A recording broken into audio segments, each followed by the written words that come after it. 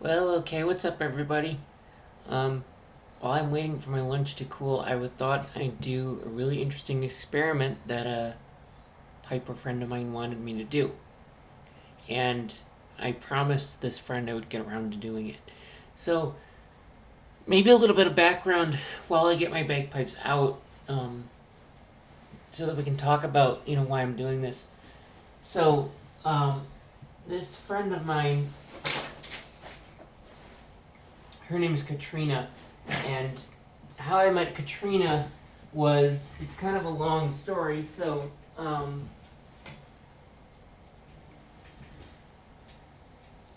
last year,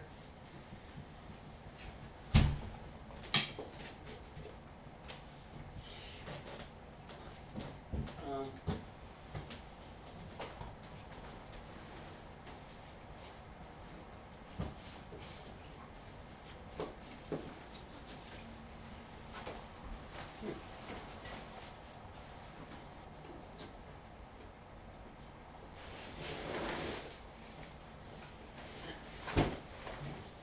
okay, so last year in uh, March of 2023, we actually went to a concert by one of my favorite bands, which is Enter the Haggis, and their piper Craig Downey introduced me to a girl he thought I would um, be really good friends with. Her name is Abby Finklia, and she spells it like Abbey, so not like my first dog, Abby, or some names of really good singers that I really like. She spells it Abbey like Westminster Abbey, or one of my favorite opera singers, Abby Hutchins. So the piper from Enter the Haggis, his name is Craig. So Craig told me about Abby, and that Abby's taking lessons from Craig. So ever since I met Abby and we had a conversation, I thought, okay, I'll make a Facebook page for blind pipers because Abby's blind. Well, she's low vision. So I decided to name it the Ian Dahl Mackay Society because Ian Dahl Mackay is a really famous blind piper. And that was super cool because I wanted to honor this blind piper. So anyway, Abby and I were friends for a while, and we basically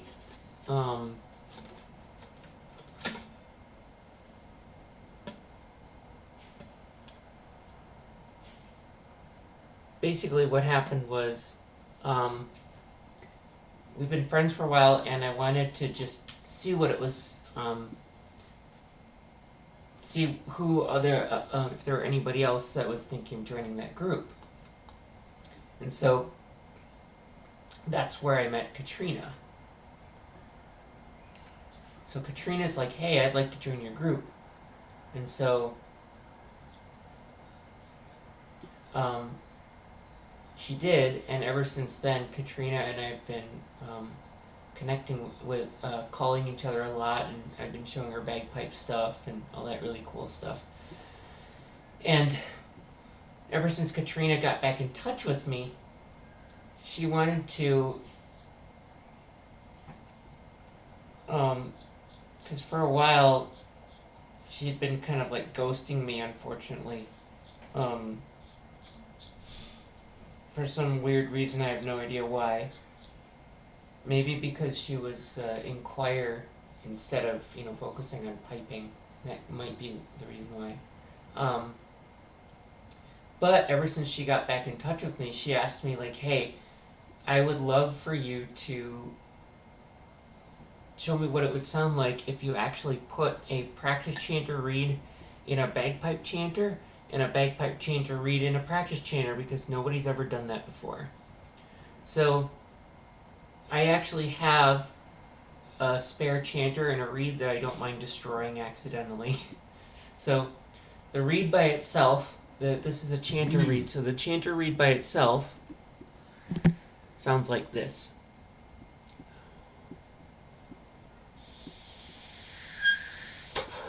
I think it needs moisture.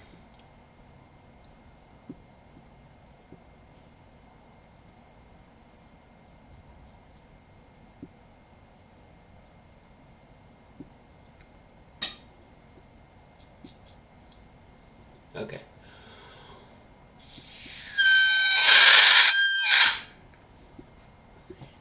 So that's the reed by itself.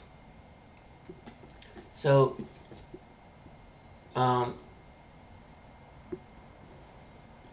if I can find my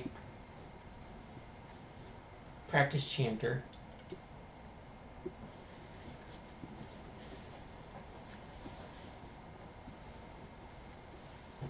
I think I lost that reed, the cap. Okay, yep, okay, here it is.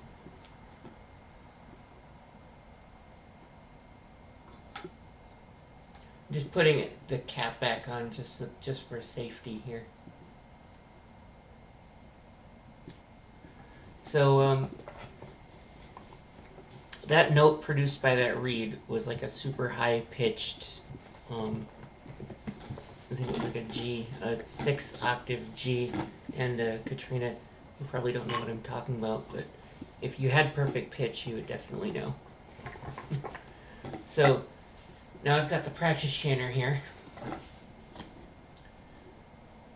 And you know, the way it normally sounds, you know.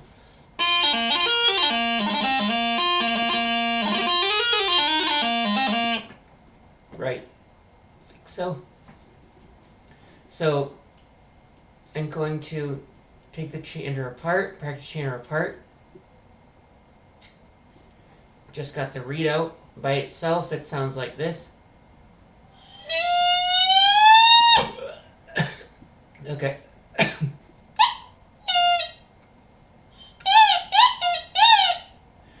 So that's what the practice chanter reed sounds like by itself. So what I'm going to do is, so that's the practice chanter reed.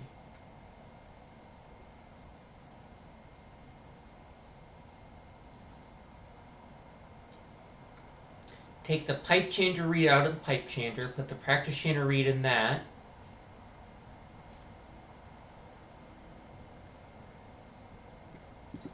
And I don't know if it's gonna, and then pipe chanter reeds in my hands. Oh, it fits pretty well in the practice chanter.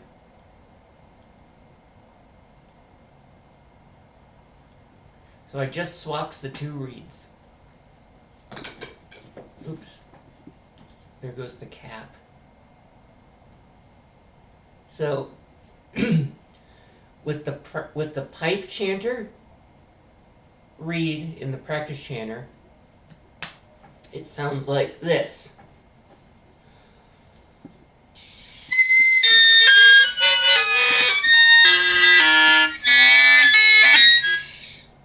It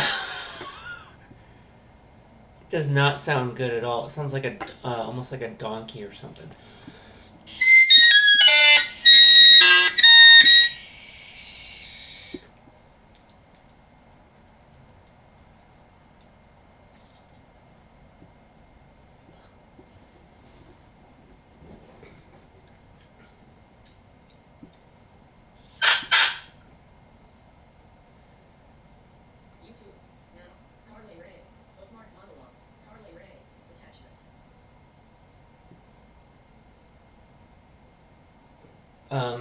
So the pipe chanter reed does not really work in a practice chanter too well.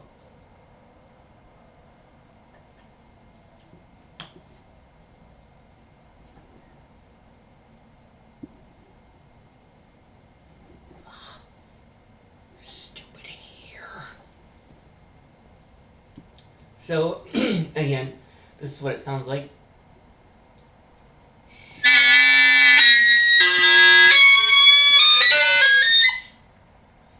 Doesn't sound very good.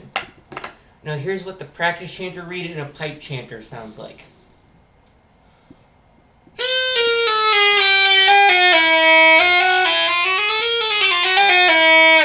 It sounds like a medieval woodwind instrument.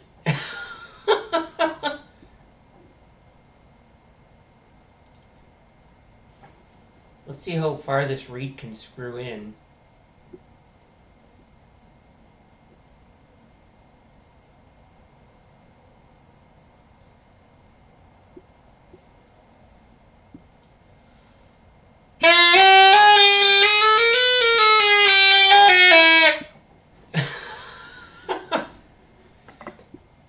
Okay, that is just absolutely hilarious.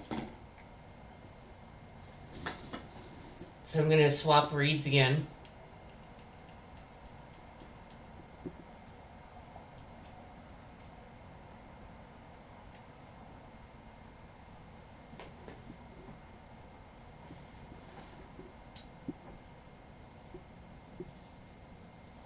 And this is a spare chanter that I'm not really interested in keeping, so I don't mind if I destroy this reed. By accident, of course.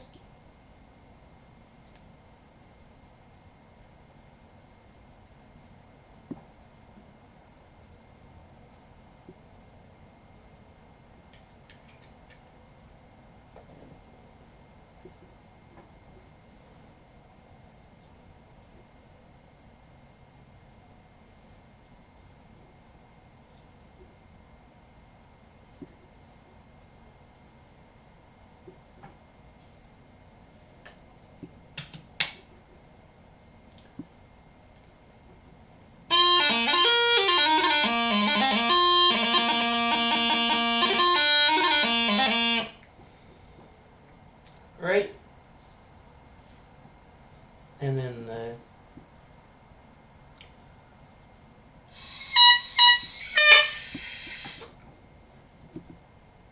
Yeah, this reed is really hard to blow. It doesn't want to... It's not a very good reed. I think it's like a dry... It's a dry reed I haven't used since like 2020, so... That pipe chanter reed, I mean. So... Where is that cap, though? That's what I need to find first. Because this chanter reed is not protected. And it needs to be protected. Because I don't want to break this reed.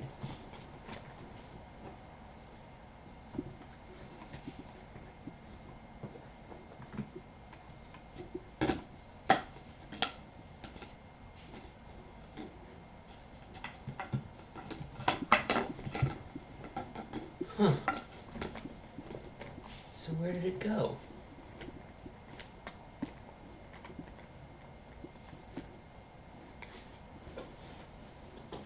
Where did it go? Oh, okay, gotcha. Okay, yep, got it.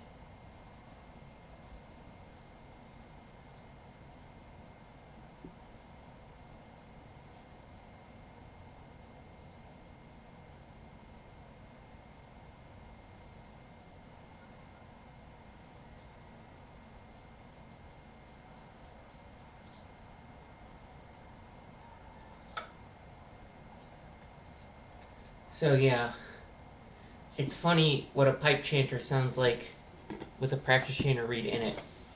It sounds like a medieval woodwind instrument.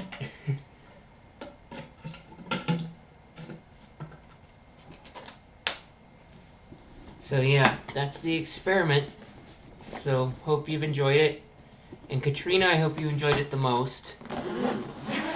But you can probably tell that the scale is obviously not correct. So that's the problem when you don't have the right reed. You know, a reed needs to fit the chanter. So that's kind of the lesson here. So yeah.